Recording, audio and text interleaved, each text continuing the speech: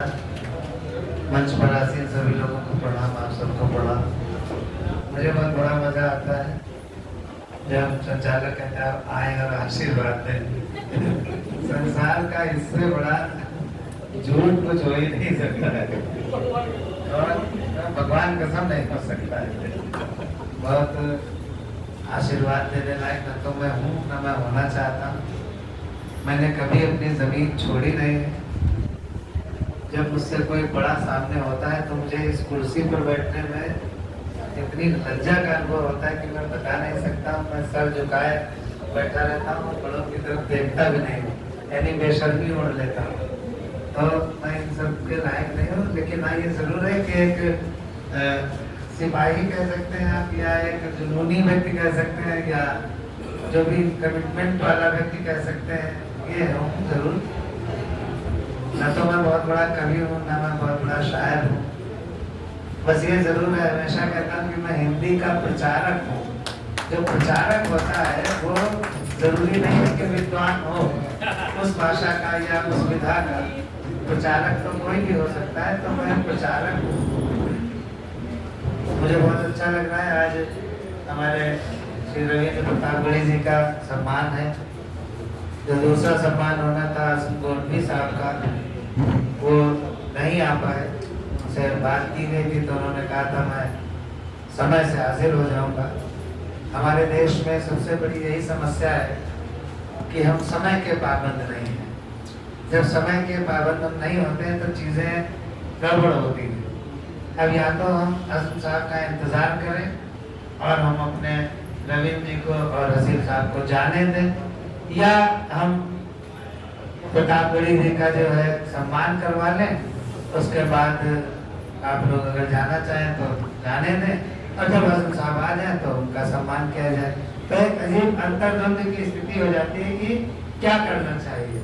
जो समय से आए हैं उनका कोई दोष नहीं होता है, जो देर से आ रहा है उसका भी दोष नहीं, वो कहीं फंसा हुआ होगा, नहीं वो कोई जानबूझ के केडी सिंह तक आ गए तो तब तक हम फांसी कर देंगे।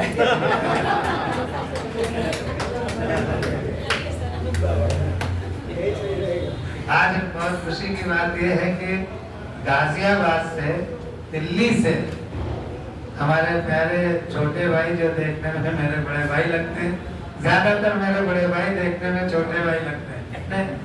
नहीं, मैं उल्टा बोल रहा हूं, ज्यादातर मेरे छोटे भाई देखने में बड़े भाई लगते हैं। ऐसे हमारे दुर्गेश जी आए हुए हैं दिल्ली से, और हमने उनको आमंत्रित किया था। ये हमारे उत्तर प्रदेश साहित्य सभा के भी बड़े पदाधिकारी हैं उधर के। आप आगे आ जाओ भाई दुर्गेश जी, आप आगे आ जाइए। दुर्गेश बहुत अच्छे गीतकार हैं, बहुत अच्छे छंदकार हैं। दिल्ली से आए थे, हमने आमंत्रित किया तो माना स्वीकार किया। हम आपका हार्दिक स्वागत करते हैं और हम आपको अपनी सीट देते हैं। आप आगे आके बैठ जाएं। आपको अपनी सीट आप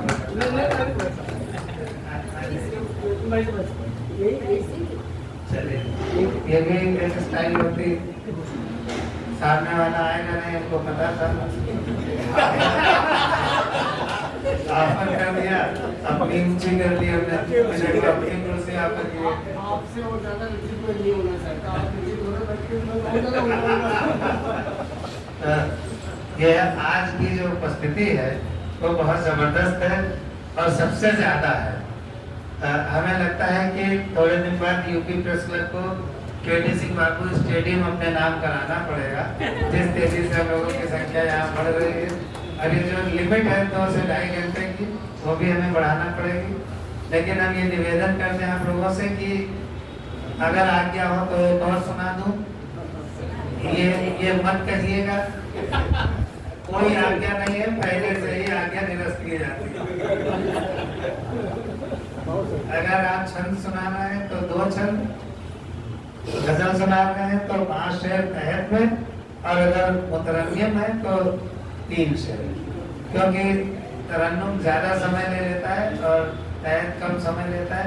क्योंकि जितने लोग यहाँ बैठे हैं वो सब कवि हैं यहाँ पर। मुझे और एक और बड़ी खुशी की बात है यार, एक और हमारे बहुत पुराने मित्र यहाँ आए हैं भाई, राकेश वाजपेयी। हमें दिखे थे कहाँ है राकेश वाजपेयी जी, बहुत बड़े हास्य व्यंग्य कवि हैं, हमसे सीनियर हैं ये। स्टेट बैंक में भी बहुत बड़े पद पे थे, लेकिन नौकरी करते रहे तो हम इधर रेस में मंचों पर थोड़ा आगे निकल गए। कविता में वो हमसे बहुत बड़े हैं। और एक तो आप लोगों ने चुटकुला सुना होगा कि वो खुद ही आके सुना देंगे, बसंती मत नाचना इसको के सामने। तो इन्हीं का चुटकुला है। सारे बड़े बड़े कवि दिल्ली के उसको सुनाते रहते हैं, लेकिन वो हमारे लखनऊ में राकेश वाजपेयी का है।